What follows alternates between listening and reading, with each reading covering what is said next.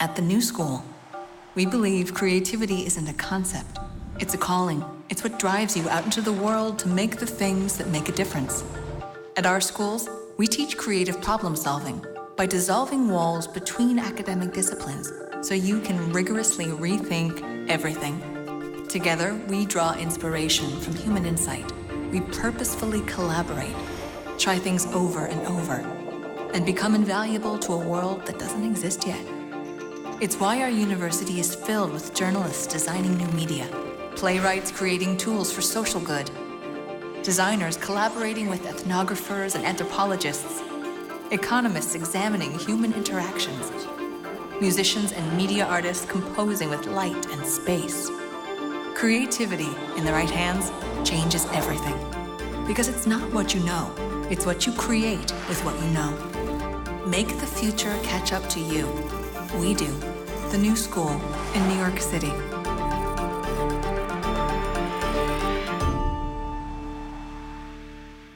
right. Good morning, everyone. Good morning. Woo! Oh, thank you. My name is Stein. I'm the Director of Undergraduate Admission for Parsons School of Design at the New School. And today we're excited to share with you our various programs in the school itself, as well as how to navigate the admission process.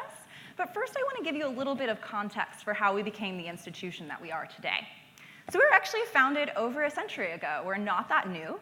And we were founded by a group of progressive academics from top universities that were frustrated with the academic timidity of their institutions at the time. They wanted to start a new school of thinking where faculty and students would be free to challenge the various issues facing the 20th century. Today, we are actually made up of 5 different schools here in New York City, and we're going to specifically talk about Parsons School of Design in a moment, and I'll also address Eugene College of Liberal Arts and the College of Performing Arts.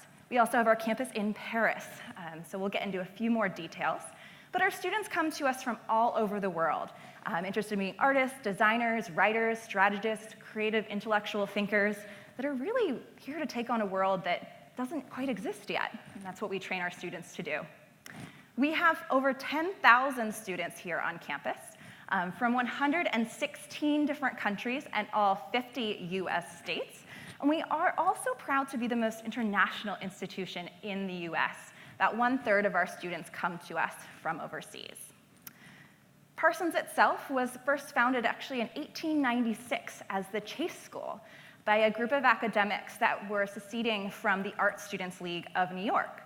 Over time, they were led by Frank Parsons in being able to explore a bit further individualistic expression in their art and design, and eventually becoming who we are today, creating groundbreaking programs that are linking art and design with the industry.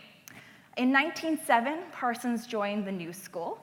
And to talk a little bit more about Parsons, I'm really excited to introduce to you the Dean of Parsons, Joel Towers.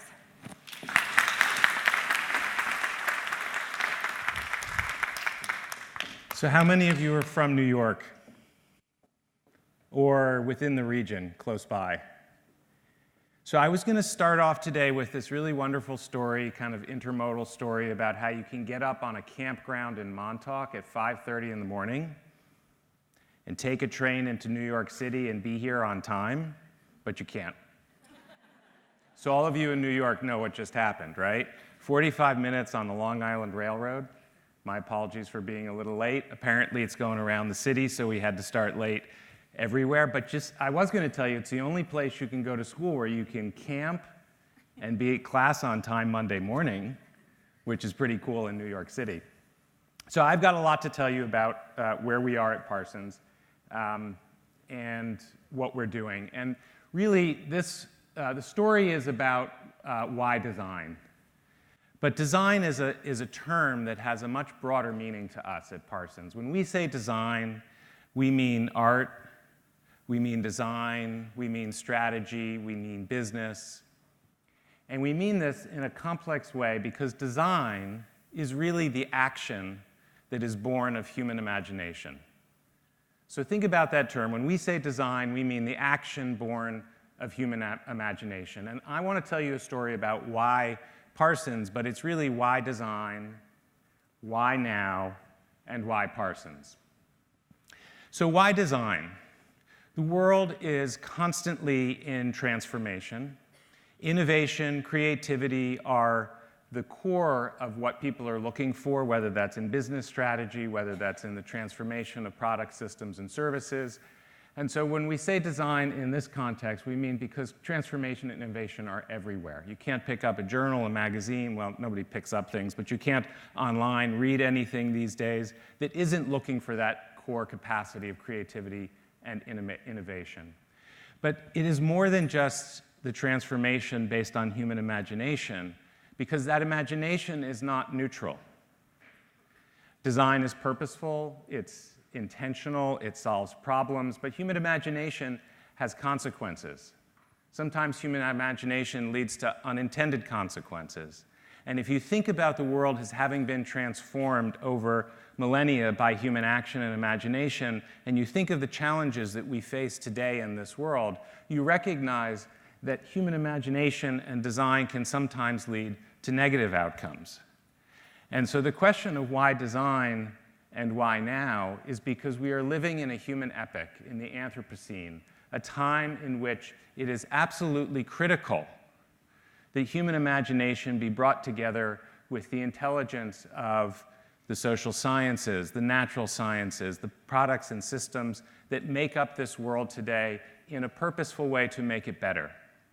To understand that in an epoch in which human action is transforming the very planet, that we as humans need to be thinking about design differently and to be taking into account across a range of spectrums, whether you're a fashion designer, a product designer, somebody who's thinking about the transformation and making of cities, whether you are a business leader or a strategist or an artist telling the stories and narration of human history. This is the time in which design needs to function differently. So how do you do that? So why design, why now, and why Parsons? Well, Parsons, as Aaron just said to you, is one of 5 schools here at the New School, and it's a combination of what we do in art, design, strategy, and business, brought together with the humanities and the social sciences and performance. We're the only comprehensive art and design school of our scale and global reputation that sits within a university context, that brings all of that together,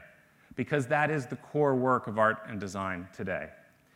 And that begins with curriculum. And a curriculum is not just a set of courses that are taken either in sequence or through some kind of elective structure. A curriculum is really the arc of your experience over the course of the years that you are studying with us. And we have had the most extraordinary opportunity here at Parsons over the course of the last decade or so to rethink art and design curriculum for the 21st century, for this particular set of challenges of a planet transformed by human action and imagination. And we've done this work in order to take advantage both of the place we are here at the New School, but also of this shifting dynamic and the challenges and opportunities faced by society today, to make design purposeful and to do the kind of work that it needs to do today to be relevant. That all starts in the first year. You will be visiting many design schools, I'm sure, over the course of the time of this fall. But the first year at Parsons is unique. It brings together both our BBA, our Bachelor's of Business Administration program, and all of our BFA programs. And for the most part, they're taking the same classes. There's some variation, and we can get into the detail on that a little bit later. But it also brings them together in a cross-disciplinary manner in which studios and seminars are hybridized to work together. You taking courses that will bring you to the United Nations and other areas around New York City that are focused on introducing you to the kinds of basic systems around sustainability, about critical thinking, that make that core, that foundation, that first year so valuable and so cross-disciplinary. As you move into the second year, the courses are organized thematically into disciplines. And as you can see here, the list of how we organize our programs. And don't worry if you're not yet certain about which of these areas you want to be involved in. Aaron will also tell you about the opportunity to come in an undeclared fashion. and choose to move into one of these different areas later. But we organize the curriculum in such a way that you have flexibility within these disciplinary zones to be able to focus in an area, but also be able to go with more breadth across your narrative, your curricular arc here at Parsons, and to do so in a way that allows you to also take minors.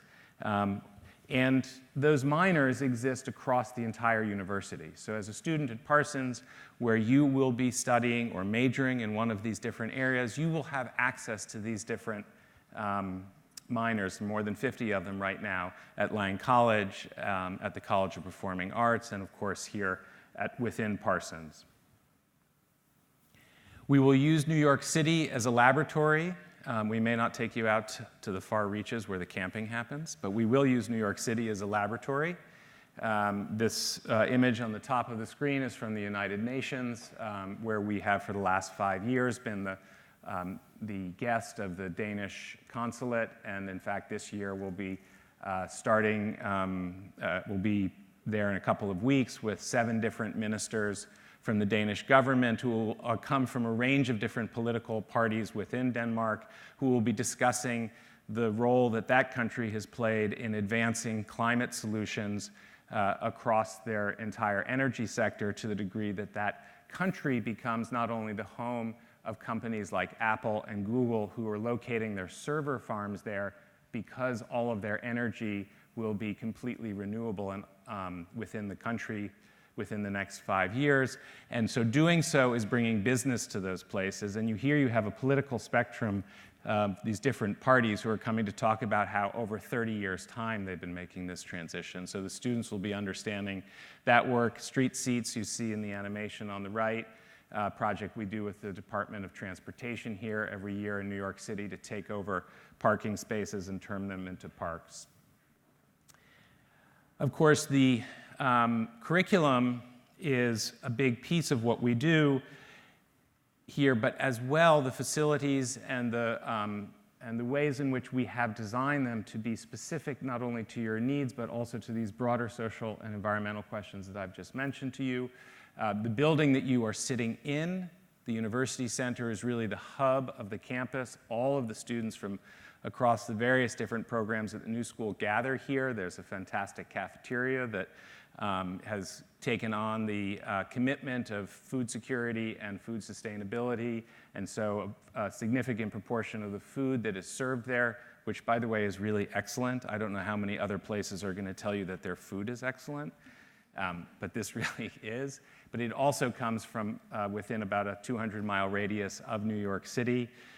Organic and a whole set of very important practices about the care of the soil and the entire farming ecosystem, including the labor structures associated. And this building is perhaps, at least it was when it opened 5 years ago, the most advanced academic building from an environmental perspective anywhere in New York City. We manage all of our wastewater, which anybody who knows New York City knows that that tiny little bit of rain we got is producing combined sewer overflows even at this point in New York City. So we manage our wastewater, our stormwater here through this building. The curriculum is project-based. At its very core, that means you're learning through doing, learning through project-based experiences. What you're seeing here on the top is a project that we launched with the Baltimore Symphony Orchestra and Mannes College of Music several years ago to rethink the orchestral garment for performance for the 21st century, since most of those tuxedos really weren't intended for people to do what she's doing. And in fact, the entire Baltimore Symphony Orchestra this January will be in newly designed garments by Parsons students that are actually going into production. What you see on the bottom is Tom Dixon, the interior designer who's done a specialized project with IKEA with a group of our students doing a 3-day workshop. Angela Luna, who graduated a couple of years from here.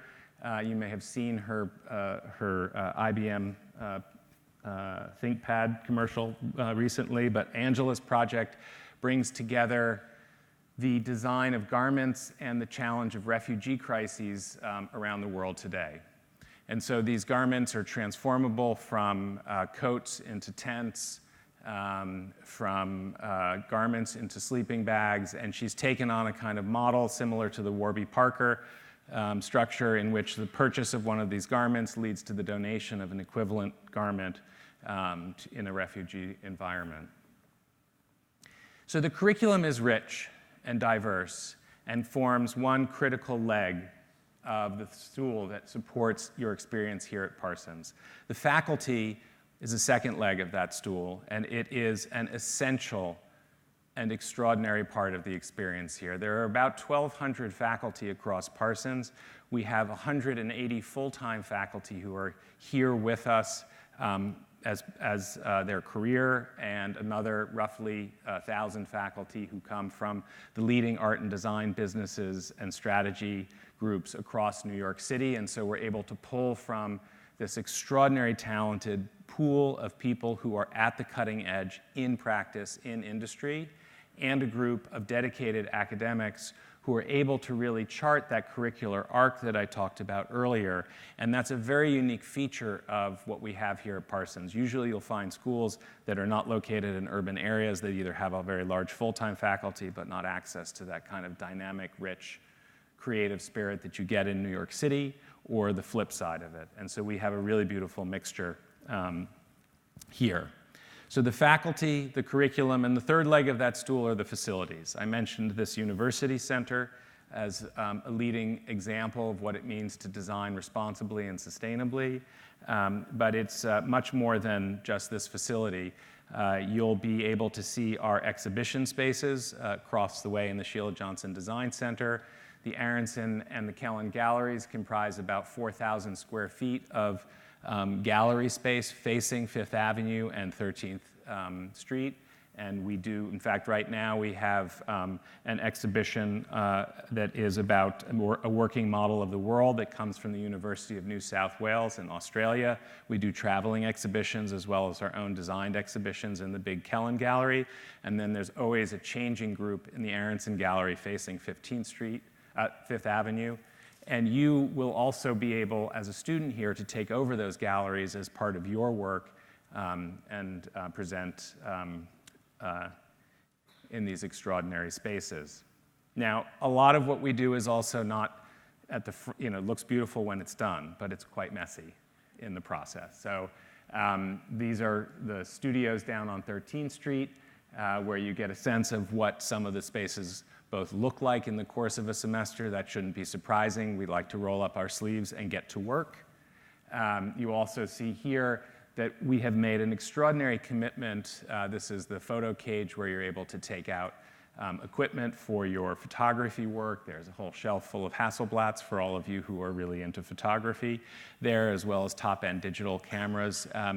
The relationship between the tools with which you're working and the work that you are making is a big part of our commitment here at Parsons. Our Making Center is at the core of that, and you're going to be able to be there after this event this morning, and you'll have breakout sessions with various different programs.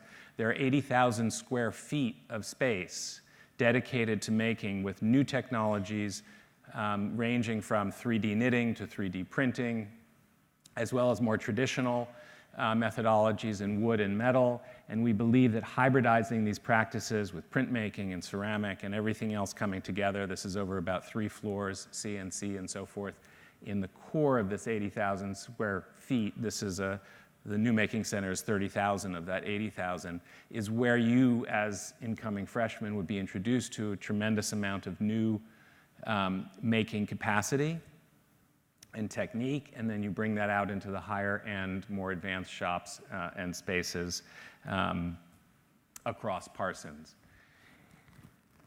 So finally, I'm going to turn this back to Aaron in a moment. The thing I wanted to say to you about these making centers, and in general about the experience of being here at Parsons, is this: that the work of art and design does not happen in isolation. The making of innovation and creativity is not something that happens alone in the middle of the night in an artist's garret. It happens through collaboration. It happens through exposure to people who have different ideas, who come from all over the world, who may be thinking from a perspective of the social sciences or the natural sciences. They may be thinking from a perspective of performance, and you're coming from the idea of a designer or an artist or a business and strategist. And it's through the collaboration, through the exposure, through the opportunity to be working together in spaces like our Making Center, which are not about only making objects. They're about making they're about making teams. They're about coming together. They're about that kind of collaboration that is at the core of innovation. Because the key to solving the challenging problems that are facing our world today and over the course of this next century is the kind of collaboration that happens in these spaces with the kind of intersection of creativity and innovation that you all bring by being open-minded and exposed to this community here. It is an extraordinary place, and I hope you will come join us. And with that, I'm going to bring Aaron Stein back to the stage. Thank you.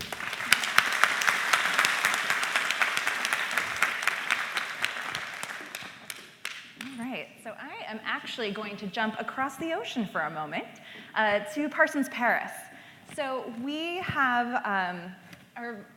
one of our campuses is there. And actually, our campus in Paris was the first European outpost of an American institution back in 1921. This building may have been there that long, but it was actually completely refurbished about 4 years ago. We are located in the first, so for those of you who have been to Paris, it's about 1 block away from the Louvre. And we have students in Paris that are studying complete degrees. It is entirely us. Just in France, everything is taught in English. It is our curriculum. And someone who's interested in fashion design, a program we offer only there called Art, Media, and Technology, and our BBA in Strategic Design and Management, could choose to pursue the entirety of their degree there. Or for many of our students, it might be something that they just want to take advantage of for a study abroad option for a semester or for a year. I do want to mention that downstairs in our resource fair after this, we have both a table for study abroad, other options all over the world, and one for Parsons Paris. So if you want to learn more about that, you certainly can do so. So I'm going to dive a little bit more into our other colleges here at the new school. So Eugene Lang College of Liberal Arts and the College of Performing Arts. And one thing that I also want to explore a bit more is some of what Joel mentioned about these other ways that you could use the university in a wider way. And one of those is the BA, BFA pathway. This is a 5-year program, and I know I saw a couple students here today are interested particularly in this. We actually have an amazing advisor who is also going to be down at a resource fair to go into depth on that. But this is for a student who wants to pursue both a BA at Eugene Lang and a BFA at Parsons. You are pursuing a really rigorous and intensive pathway of study, getting to experience both. We do also offer a BA, BFA between Eugene Lang and our School of Jazz. So some of the specifics about those colleges. Eugene Lang is where our students are going to study BAs in the liberal arts, so Bachelor of Arts. These are going to be really writing, research, critical theory heavy in majors like these. So everything from anthropology to politics, history, just to name a few. Students in these majors actually don't need to declare until the end of their second year, so there's a lot of time for exploration. And one of the key features of Lang is it's very much a small seminar approach. So average class size is actually the lowest in the country with only 12 students per classroom. And very much looking like this of coming together and discussing questions like these. I think another key feature of a Lang student would be someone who is always looking to question the status quo, very interested in social justice, wanting to really get out and explore. U.S. News & World Report did name Eugene Lang as the college best student in the country to encourage debate and discussion. So definitely something that our students at Parsons are also taking advantage of. And you get to see a little bit of some of the courses that we offer at Lang. I love the one up here about robots and hip-hop pedagogy. So a lot of them are really specific and really fun deep dives into different areas. Also at the College of Performing Arts, this is really an artist as citizen approach. And what I mean by that is someone studying the performing arts here is very interested in using performance as a way to foster change, to promote discussion and debate. So thinking about how can you use the stage in a various set of ways to educate and really change what's going on in the world. There's actually 3 schools within the College of Performing Arts: Mannes, which is a conservatory, the School of Jazz, and the School of Drama. And we are really proud to have educators from all over the world, everything from Grammy and Pulitzer Prize winners, MacArthur Foundation Genius Award winners, a really illustrious faculty, and many of our students choose the College of Performing Arts to study with those various professors. These are the majors that we would offer at the College of Performing Arts, so everything from jazz to orchestral instruments, composition, theory. We do have minors in some of these areas too, so for those of you who are looking to explore a little bit further, certainly something to keep in mind. But to go a little bit more into each of those schools within the College of Performing Arts, Mannes, which was founded actually in 1916, is really unusual as a conservatory. It's a very innovative curriculum, and it's very different from any similar school or conservatory here in New York City. So these are students that are going to be studying at a really high level, oftentimes maybe performing on a stage like this. This is actually our largest performance space on campus. When it's completely full and in the format we are now, it seats about 800. We also have a BFA in Dramatic Arts, and I just want to highlight that some of the features of this curriculum would be that's for a student who wants to act, write, direct, as well as be involved in creative technologies, so stagecraft. So for someone who's really interested in doing that broad approach to theater, it's a really great experience. And again, I just want to highlight a great fit student for that program would probably be really actively engaged in thinking about how they might use the stage for change, how they might use it for innovation. And then the School of Jazz was founded on the principle that working artists should really play a role in jazz education. So our students studying jazz are really out in the community. They're playing gigs. They're very active members of the New York City jazz scene. And that is going to be a Bachelor of Fine Arts in Jazz focusing on performance. Across the entire College of Performing Arts, these are the various different courses that you might pursue. And we also really want our students to be engaged in a lot of coursework and thought around collaboration, entrepreneurship, really thinking about, I think there's a business side to being an artist, whether as a designer or a performer, that we really want our students to keep in mind. So going a little bit more broad to New York City itself, we do offer housing. So I know that's a big question on a day like today, and many of you have actually asked me about seeing our dorms. We have 2 of our dorms open. We have actually 4 in this area, but focusing on Loeb and 13th Street, and those are both freshman dorms. We also have a dorm at the top of this building. We don't want to tempt you because it's not a freshman dorm, but something to look forward to. Many of our dormitories are going to be set up in a suite-style format, so something like this, in which you have a common area and some bedrooms off of a main area, versus 13th Street, should any of you choose to view it, is what I think of as a traditional dorm. So you kind of, bathrooms down the hall, you have a common kind of lounge space to take advantage of. So Stuyvesant Park, which is a little bit further, is our other freshman option. About 90% of our first-year students usually choose to live in our housing. You don't have to, but it's certainly there as an option, and they are really beautiful spaces. Housing varies from $16,000 to $22,000 per year. The reason for that range is I'm talking about a single room versus having a standard setup, which would be 1 roommate or 2 in your space. Joel mentioned already, our food is really good. He's not kidding.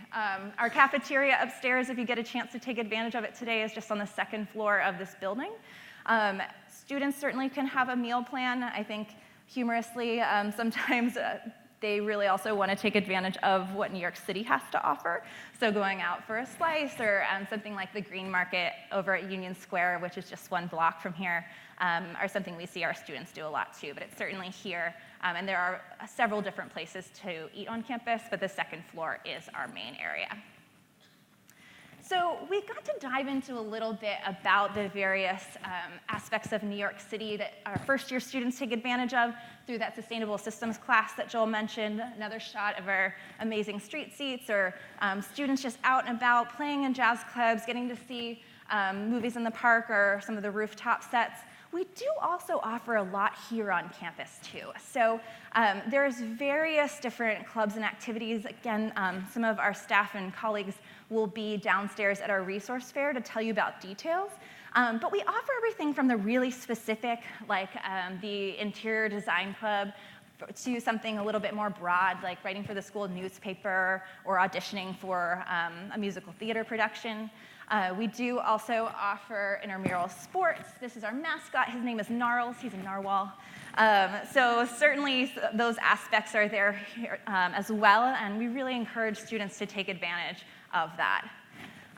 Also on this stage, we have an extraordinary public programs department that brings in various speakers. Anthony Bourdain was here on Thursday.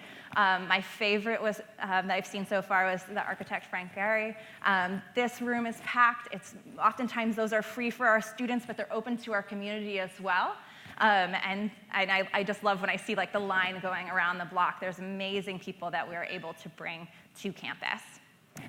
Another big question students often have, and rightfully so, is what about internships? So you're here in New York City. We want you to take advantage of everything that we have to offer. Certainly, our Career Services and Student Success Department is there to help guide our students. Last year alone, our students interned at over 1,200 different companies here in New York City. That's 1 year. Oftentimes, and we'll see what our panel says in a few moments, people, they talk about 2, 3, 4, 5 internships they've done while they're in school, really taking advantage of the city itself. And as Joel mentioned, many of our faculty are practicing in their fields today, so that's another great way that we see students connecting out into the community through the professor in their classroom.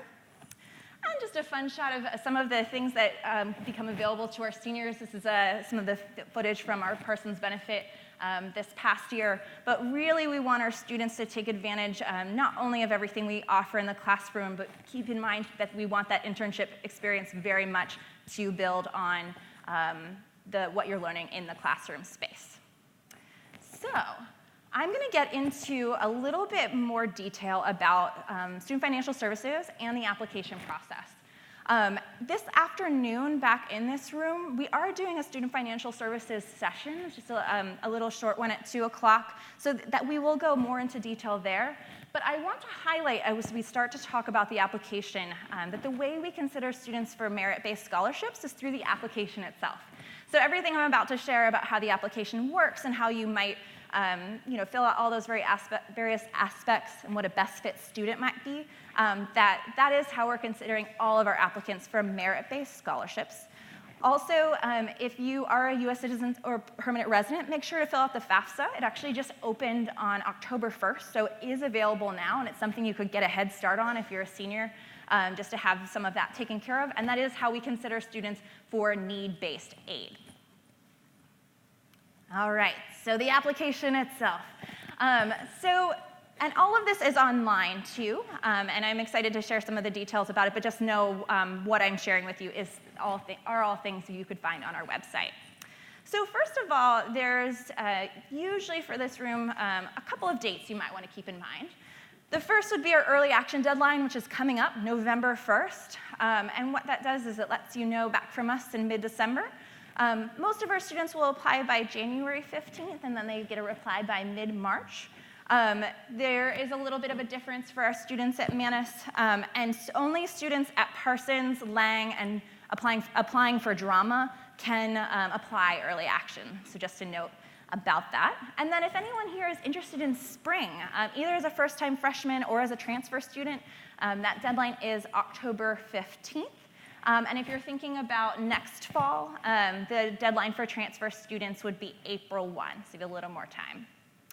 So what is early action and regular decision? Early action is non-binding. So that means that it gets you an answer sooner, but it doesn't lock you into that decision. If you really are excited about Parsons, you prepared a long time, I would encourage you to choose that option if you feel ready. So if you've been keeping an eye on us for a while or we're your number one, it can be a really great option if you feel your portfolio is ready and your grades are what you want them to be. Certainly go for it. And if you need more time, it's totally fine to apply regular decision, which is January 15th. So we do go into rolling admission after those dates. So what do we ask for? We are on the common application, as many institutions in the US are. You're going to search for the new school and then apply to the individual school. So Parsons School of Design or Eugene College would be what you would select. What we look for, or what we ask for, is one essay, which is just why the new school. And it sounds pretty straightforward, but have a few things to share. And I would say that in this essay, the more specific you can be, usually about your program, about an alum or a project, why do you want to be here? Why Parsons?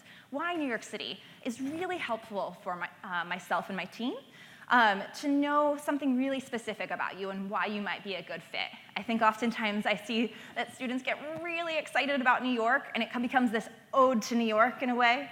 And another thing that I often see happen is that students like to start their essay with the sentence, when I was 5. I don't know why it's 5, it's always 5.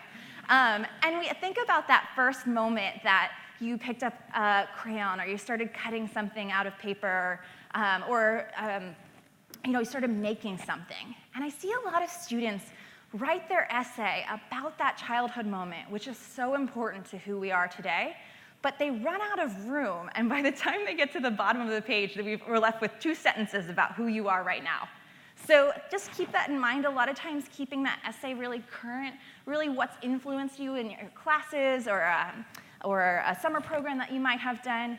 Really, what can you tell us about your recent experiences that are bringing you to this moment? So just some things to keep in mind. Your transcripts are typically going to be sent by your high school counselor. If you're sending them, just make sure they're in a sealed envelope, as well as the school report will come from your counselor. You look for 2 letters of recommendation, one from a counselor, one from a teacher. Sometimes students want 2 teachers. Okay, one more. But we really want you to think thoughtfully about who you're selecting to write your essays and your letters of recommendation, and focus in on that. We are SAT, ACT optional. So you do not need to submit a score. We're not looking for it. And you studied really hard and you're really proud of them, sure. But it's not something that's required for us. But I do also need to mention that if English is not your native language, we may look for a TOEFL, an IELTS, or a PTE for that student. They could sub in an ACT or SAT as well. A lot of times, if this is something that you're thinking about or worried about, feel free to come up to us and ask individual questions. Downstairs in the resource fair, right when you come down the stairs, 2 of my colleagues, Tina and Sarah, are there to answer any specific admission questions you might have after this session. So please feel free to approach them or myself with anything specific that you want to know. So on the application itself, it gives you the option to select a major or apply undeclared. It's totally up to you. Many of our students, and actually I think I saw that about 9% of our incoming class this past year are undeclared students. So if you really want to use that Parsons first year that Joel talked about to explore, to understand more, you can certainly do that, and then you would declare your major at the end of year 1. I also just want to highlight a little bit, there's a couple majors on here that often confuse students. I'll run down the list really quick in entirety, but we do offer BFAs, or Bachelor of Fine Arts, in Architectural Design, Art, Media, and Technology, which is only in Paris, Communication Design, which would be our offering of graphic design, but it has a very heavy interactive component, Design and Technology, which is where we house game design. So if that's something you're thinking about, that would be the major for you, as well as Creative Technologies, which I like to think of as the hardwired side of design. So if you're interested in coding or kind of the more technical, heavy-hitting side, that also might be a good option. Fashion Design, Fine Arts, Illustration, Integrative Design. Integrative Design would be a little bit like making your own major, except that those students in that program are very usually confident of why they want to combine different areas of design, and they're working very much in a collaborative and systems-based environment. And I know our program director is going to be here at the Making Center after, so if you want to hear more about that, you certainly could. Interior design, photography, product design, and I just want to highlight that the BBA in Strategic Design and Management is our business offering. So if you're thinking design strategy, research, for any of you that might be interested also in various aspects of marketing or public relations from a design side, this would be the closest match for you. I think it's really great, and you'll hear from one of our students in a moment, and again, over at the Making Center, you can hear more details about that.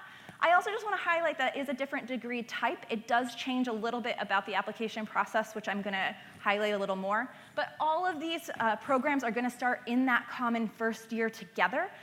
So you're going to have time to really explore and get to know things. Students oftentimes also, when they experience the first year, might change their minds. So much about that year is meant to open you up to different experiences. We cannot guarantee that we can let you change into any single major. We do have some really specific space constraints in a couple of areas, and we really want you to be safe. Thinking about something like a shop in product design has very specific caps. But we do everything we can to accommodate those requests as students are kind of learning more about themselves in that first year. So the portfolio, and I know from many years of emails, questions, this is often the thing that people are really nervous about, and they want to know, what is it? So as you might be looking around at other art and design schools, you might see that there's some really specific requests being made of a portfolio. So for example, 3 observational pieces, or a figure study. And then someone gets to our page and they say, 8 to 12 pieces of whatever I want. No, but what is it? What is it?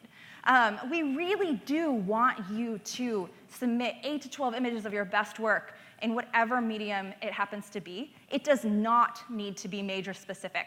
So if you're applying to product design, if you're applying to fashion design, it does not need to look like that major. We want to see you exploring technically and conceptually across a little bit of a range of different types of media.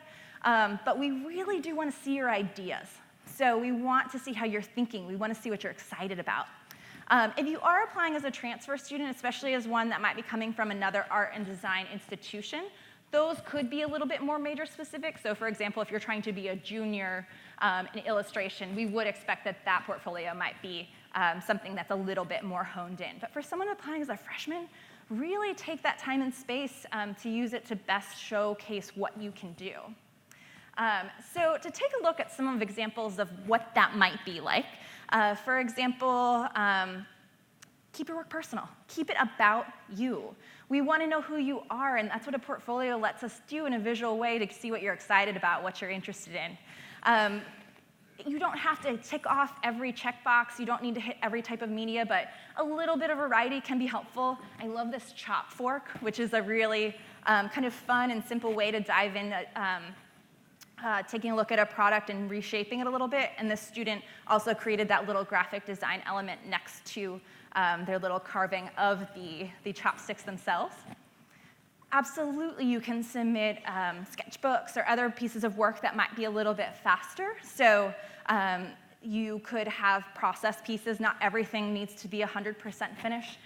And you could certainly think about the fact that when I say 8 to 12 images, I mean sort of 8 to 12 images in that this is one image. So you could certainly put multiple images on one page.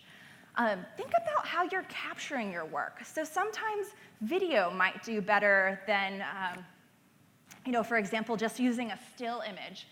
So this student wanted to showcase this box and this viewing booth that they'd made in this way. So you could think about that for bookmaking and presentation as well. It's really nice to see the multiple views of that garment that that student had made. Some of the choices of how you edit are also just really important in how you want to showcase what you're doing. So when I look at this, one thing that this student could choose to do either way is, for example, those book images on the left, that could be one image. These images on the right, that could be one image. They could submit it all together in this way. Think about what you want us to really focus in and highlight on, and maybe some pages you want to just show a little more variety or show an entire project off. We have a couple full portfolios to share, so to just kind of give you a little bit of flavor in what a body of work might look like from our students.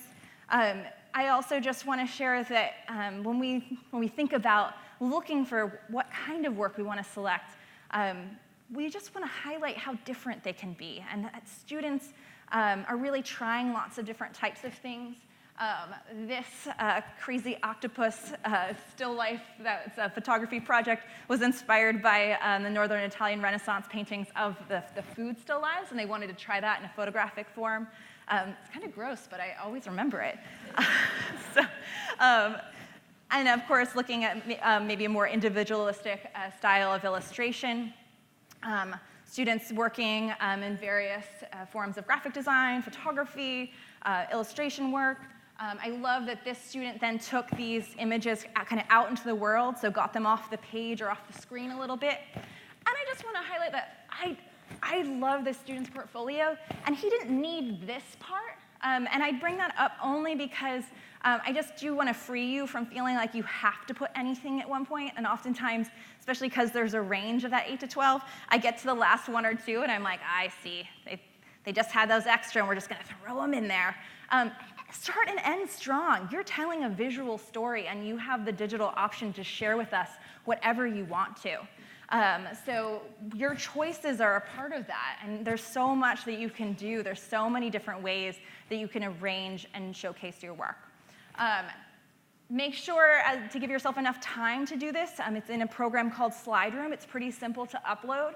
I know from especially the number of panicked emails I get from the West Coast on the night of the deadline, because everyone realizes the East Coast is on a different time, and everyone's like viciously uploading everything they can. Give yourself time to sort of explore and try different things in the portfolio. I might date myself a little bit, but I think too, see how when we get to see this on one page, you kind of get a full sense of what someone is making. Maybe try printing out what you're doing in a small format so you can arrange and rearrange and ask yourself critical questions about what you're showing in your work. Just another example of how you might showcase a multi-page set of images or documents. And certainly it's always fun to get to see someone's kind of original ideation to what the final product ended up being. So also the Parsons Challenge. And I love that someone finally highlighted to me, you know, everyone gets really worried about the Parsons Challenge. What is it? What happens? And I caught a student and I said, you know, everyone's so scared. And he's like, of course, ma'am, it's a challenge. And I was like, oh, okay, all right. I want to hopefully remove a little of that mystery for you. Without reading the actual prompt itself, I'll tell you what we are looking for. We want you to be able to connect your visual work with your writing. We want you to make us a new piece of work inspired by something you've done and write an essay about that transitional process.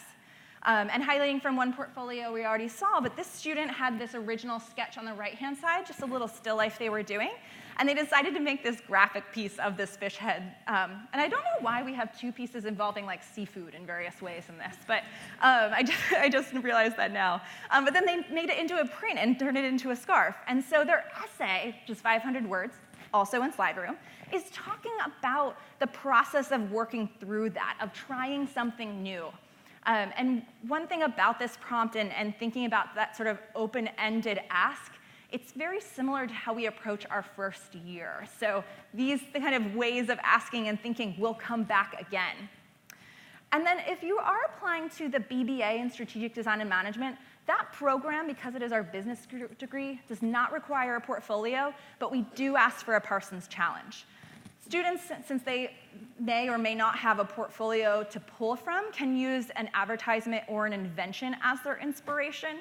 And so this student included their process work of thinking through. They were looking at these really weird inventions from the 50s, this dimple maker. It's so strange. And they wanted to, in the end, they made a new satirical advertisement featuring confidence cream. So we get to see some fun approaches to graphic design, but I really just like getting to see this little sketchbook of ideas that this student had made. And again, that essay is just telling us more about what they're making and what they're doing. So today you're going to get to explore a lot more. I'm going to bring our panel up on stage in just a moment. But keep an eye on us on social media after you leave. And also, as I've talked about this portfolio and these various elements, we do the National Portfolio Day circuit. If you haven't heard of it yet, it's just portfolioday.net.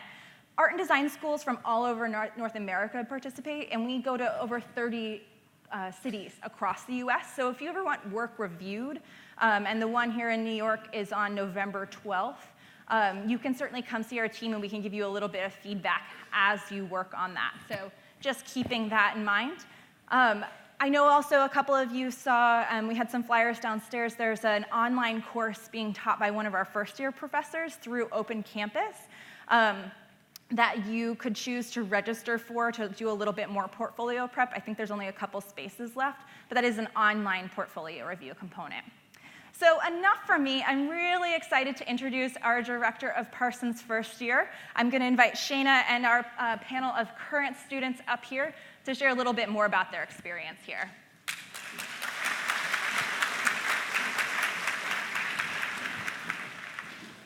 Thank you, Erin. And wow, thanks all of you for being here today and coming out. And I don't know if it's still raining because there are no windows in this room or the room we've been in, but thanks for making it here today. So I am going to talk very little, and the folks up here are going to talk a lot, I hope.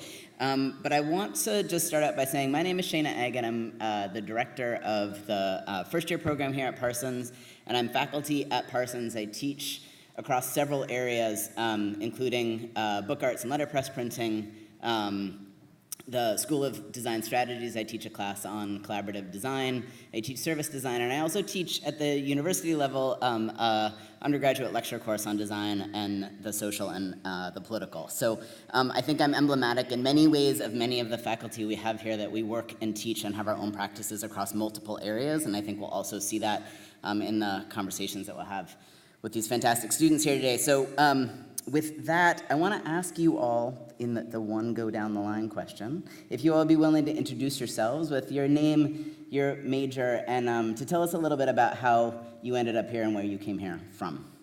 So do you want to start at the end? Hi everyone, my name's Claudia. I'm a BFA fashion design major and I'm currently a senior. I'm from Singapore. I'm an international student, and I started my freshman and sophomore year in Parsons Paris, actually. I transferred here a year ago. My name is Jesse. I am a senior in the BFA Interior Design program. I'm also a transfer student, and I transferred from New Jersey, and basically the whole reason why I transferred here was because of the incredible reputation that Parsons has in regards to design, specifically for me, interior design, and yeah.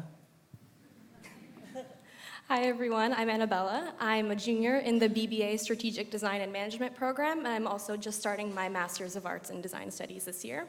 I'm from great old New Jersey. I commute every day. Parsons has been my dream since I was a little girl, watching Little J in Gossip Girl, having her little interview with Tim Gunn. So that was how I spent my childhood, and I applied here early action, and it's been a dream ever since. My name is Miles Lofton. I'm in the photography program, and I'm a sophomore. And I came here from Maryland. I went to a science and tech school, but I was always interested in art and design. And I applied to Parsons and got in. I've always wanted to go to New York and kind of explore living here and making work here. So. Hi, I'm Iltimas. I'm in the BFA Design Technology program. I'm from New York City. And the reason I came to Parsons is I took like 2 years off. And a lot of the mentors I gathered in those 2 years were alumni, and I got to know a lot of the people a lot of the design work that I respect came from the school. Well, thank you all. So we've come up with a little bit of a question that I'm hoping will cut across a lot of the questions you all might have, but it's one that in our conversation beforehand, we all decided would maybe be most relevant. So I'm going to ask you all to speak again, as you will, about a class or an internship that stands out to you and about how you've over the time you've been here, found a way to balance what it is you're doing in school with what it is you're beginning to do in the fields where you're interested in working and making and existing, sort of moving forward from here. And anyone who wants to start should jump in. I'll start. So second semester of my first year, I took this course. It was an elective called Fashion Image Making. And I took it because I'm interested in fashion photography. So I figured it would be a good way to kind of like get into that. And so I started to kind of build a relationship with my professor and kind of show him my work that I was creating outside of the class and kind of like letting him know what I was interested in. And I had won this photography competition for V-Files called V-Files Runway. And my professor saw that I had won and he read my interview. And part of my interview, one of the questions was if you could like photograph any celebrity, who would it be? And I said Rihanna because I love her.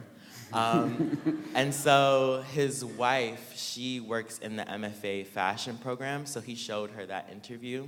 And through that connection, she worked with her colleagues so that I could photograph the Parsons benefit where Rihanna was speaking and being honored.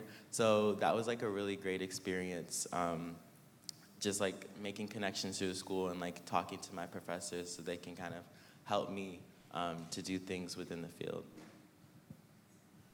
Yeah, so I think Miles just touched on a really great point about the faculty here. That's been like the greatest resource for me among everything else that's available at Parsons, but I've really gotten close to a lot of my faculty members who have helped me learn so much more about myself and my art style, my business style, communication, leadership, all of that. A class that I'm taking right now is called Design of Business. It's an upper-level course in the Strategic Design and Management program, and my professor is super, super cool. He's brought in a bunch of his friends. We recently had the regional North American retail director of Max Mara come in to talk to us. We also had one of the first 25 employees of Uber and like a major investor come in and talk to us about what it was like starting one of the biggest companies in the world. And these people are coming to our class of 15 people and just talking to us one-on-one. It's such an incredible experience, and we have their contact info, and through these professors, we're meeting people that we would otherwise be meeting at a TED Talk or something, not even meeting, just watching them from afar, right? So it's really amazing to be able to work and collaborate with the vast variety of professors available here.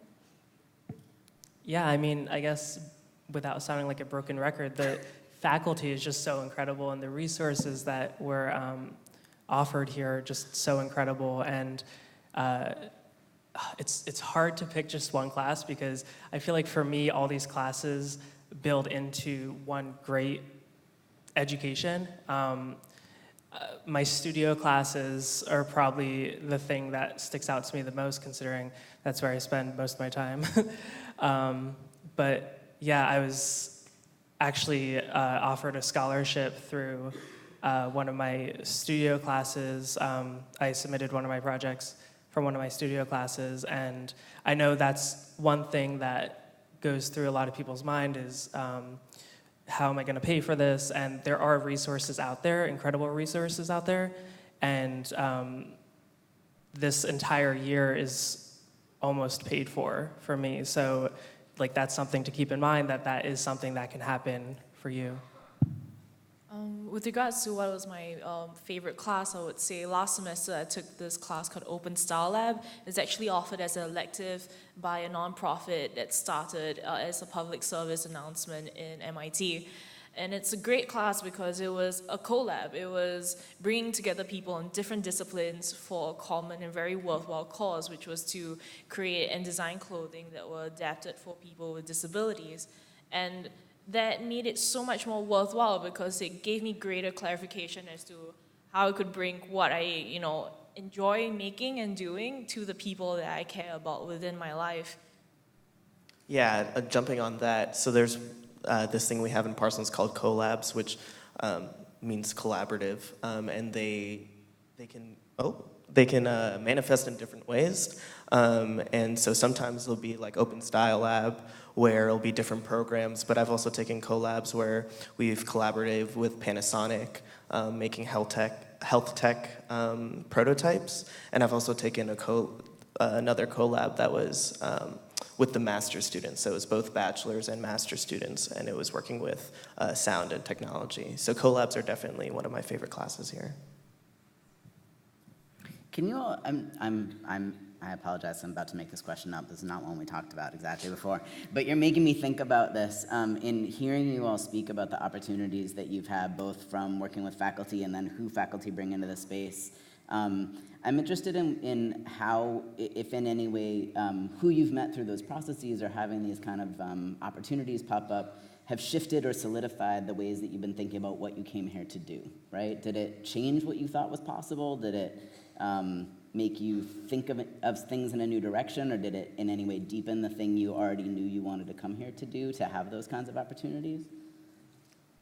Yeah, definitely for me. In one of my classes, it's a Parsons first year core, Sustainable Systems. My teacher, Barron Roth, actually worked with Godiva to establish this design competition held here in Parsons, where you had to apply basically as a student here, and we were here for 48 hours working nonstop with representatives from Godiva in this little design competition sprint to redefine their retail experience. And I was so lucky to actually work with my professor that I had known through first year, reach out to him and work with him again, be a part of this experience, work with the executives from Godiva. We got to speak with their CEO, their former CEO, they just changed right now. But it was an amazing experience. We actually got second place. I'm super happy about that.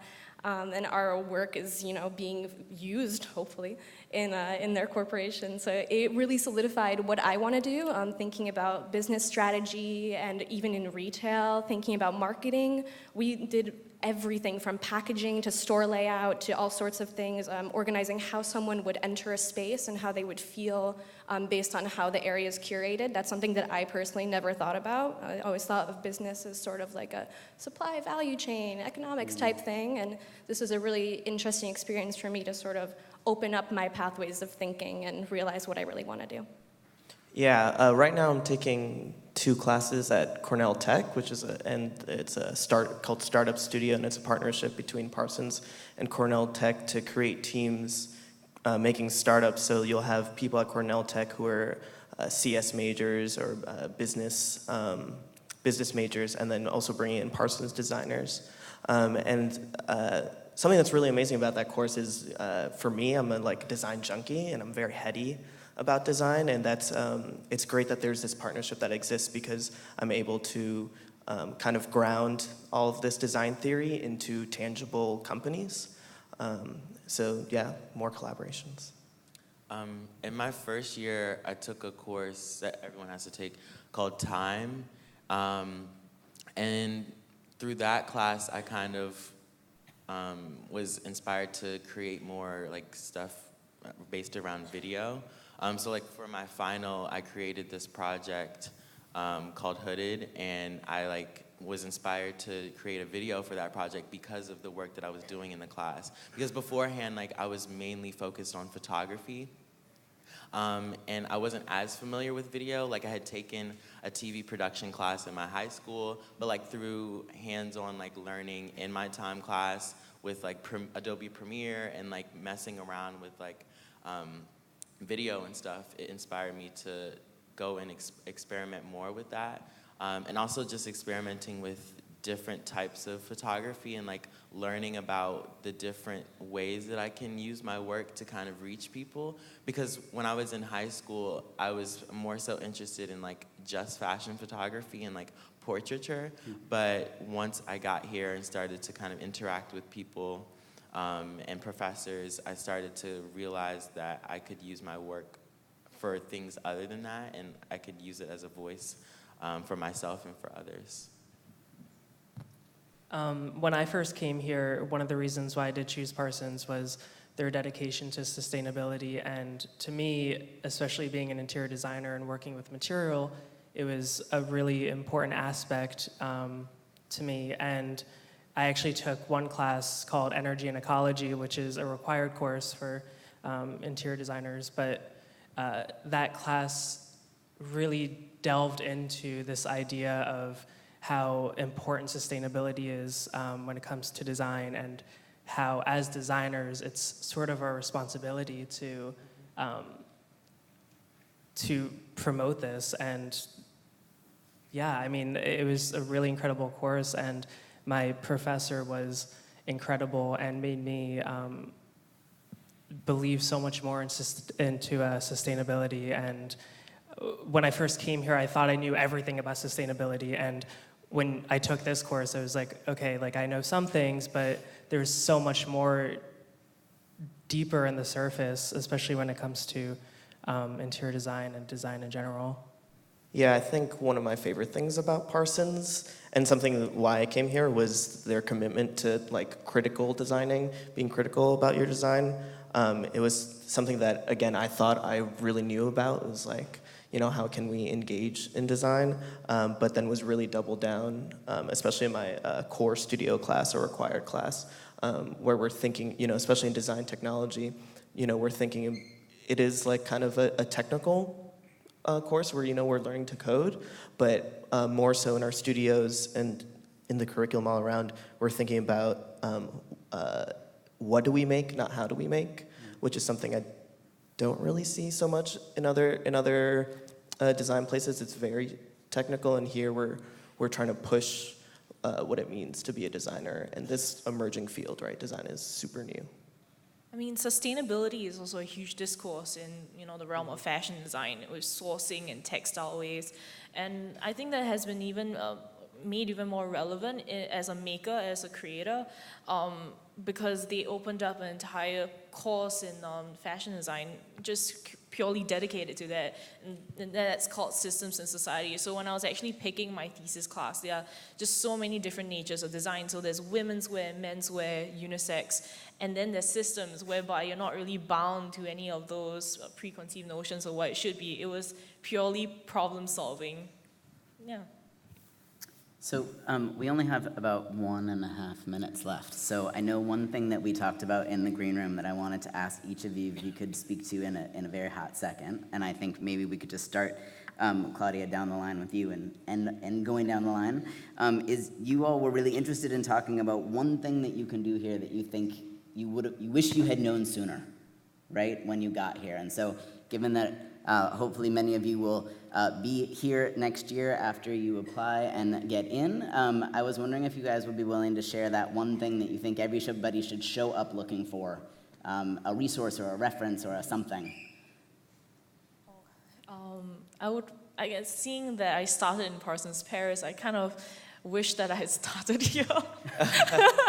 I think being in Parsons Paris for sophomore year was great, but having this many interdisciplinary designers and thinkers in freshman year would have been a great start off because, first off, freshman year is where you really get to mingle. You're in the exact same class with people who aren't exactly in your specialization. And I realized that those opinions and of those friends in those majors had the greatest impact on my work and my train of thought as a designer. And I wish that was kind of founded more so, yeah. I think for me, one of the biggest things that I wish I knew coming into this, or I guess maybe not wish I knew, but a resource that I wish I utilized were these resources to make. There's the Making Center, and I guess one specific one is the laser cutting lab, which is so incredible. It's just so much fun to be able to laser cut something, and I mean, just watering it down. But I mean, yeah, I guess that's one of the things that I wish I utilized when I first came here. There's so many things around you that you can utilize. It's really important to take advantage of those things. And Parsons really does do such an incredible job of offering you these resources that I believe you really can't get anywhere else. Yeah, one thing I wish I had known about sooner was the diverse body of student organizations. I know, working here, it's really, really easy to sort of get sucked into your work and only think about, school and just school, which is amazing. But also, working with other students is super important to, developing yourself. So I'm the vice president of the National Society of Leadership and Success here, and also the vice president of marketing and advertising for the Luxury Society, which are two things that I had no idea about until literally last year. So it's really, really interesting to, just look around and meet other students that are interested in the same things that you are, because it facilitates so many conversations that you otherwise wouldn't have, because they might be in a different major, or they might be in a totally different school than you are, but it really helps you develop as a person. So just keep an eye out for those. Well, I'm a sophomore, so there's not like a whole bunch that I'm like, I wish I had known, because I'm not like that far along yet. But I would definitely say when you come in, just like keep your eyes open to all the resources that you have, because 4 years can go by really quickly, and you'll be gone, and you'll be like, oh dang, like I have to pay for this now. But when I was in school, like I could have done this for free. So like taking into account those things that like you can do here for free and like use and experiment with before you go out into the real world would be something good to consider. I'm gonna keep mine nerdy. When you get here, make lots of books. Books are like the greatest design challenge of how you create a narrative around whatever you make. Like let's say you make a dress, make a book about the dress. Say you create a new product, make a book about the product, and with that, go visit the graphics lab. It is the coolest lab here. It's like a bunch of printers, button makers, vinyl cutters. It's oddly, in my opinion, the highest tech lab we have here. Definitely check it out, 10th floor, 2 West 13. Great. So I want to thank all of you for being here with us today, and I especially want to thank this fantastic panel of students for taking your time today.